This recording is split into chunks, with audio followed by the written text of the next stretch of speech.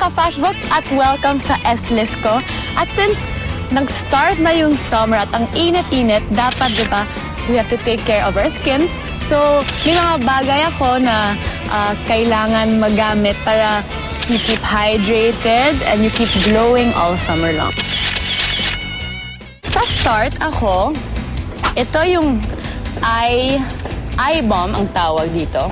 At actually may SPF 15, at ito para sa under the eyes kasi yung mga balat namin dito very very sensitive. So ako, since gusto ko yung araw, ito talagang ginagamit ko.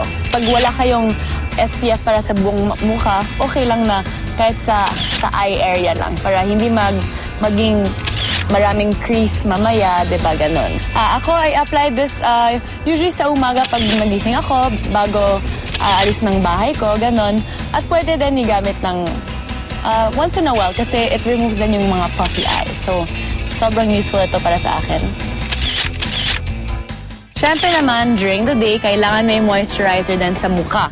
Mas better pag may moisturizer kayo na may SPF din. So, ito may SPF 15 din at very light. Kasi diba pag nasa araw kayo tapos medyo mainit, yung pag nag-moisturizer kayo sa balat or sa skin, parang mabilis pawis.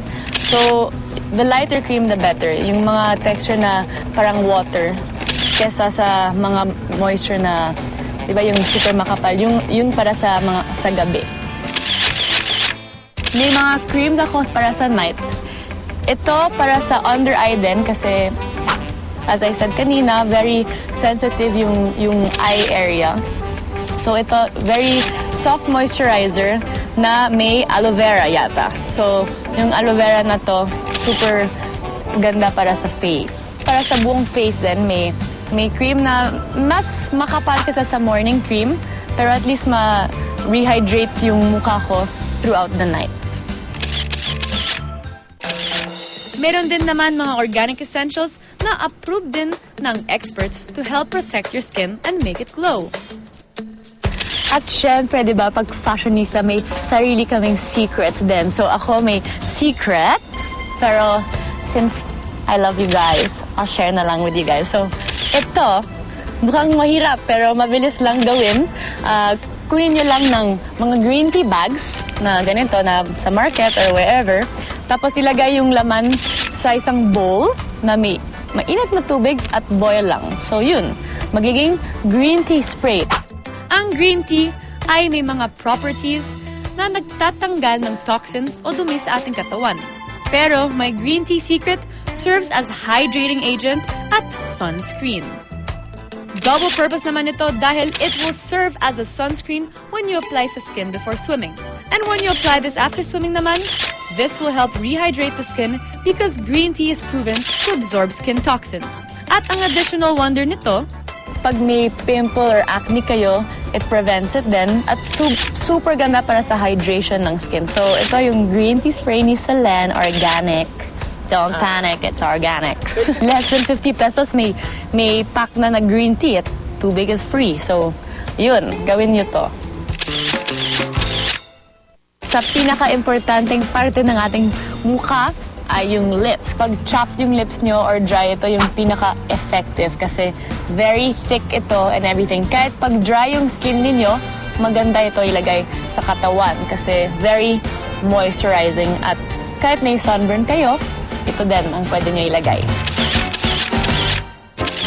But please take note na hindi lang summer dapat naglalagay ng sunscreen or sunblock lotion.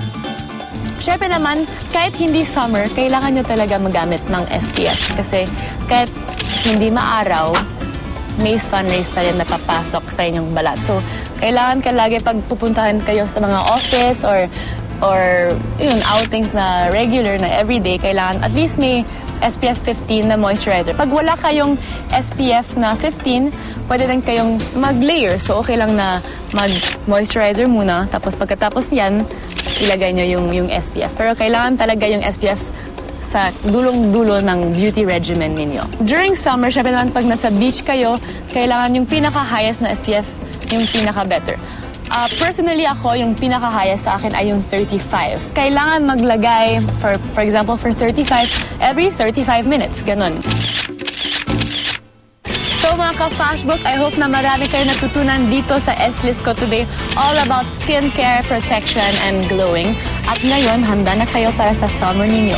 At kung meron kayo naman ng mga tips, share nyo naman sa akin, ha? Nakakalungkot naman na ako lang dito na magtrabaho. Anyway, see you sa susunod na S-List ko. Bye! Happy summer!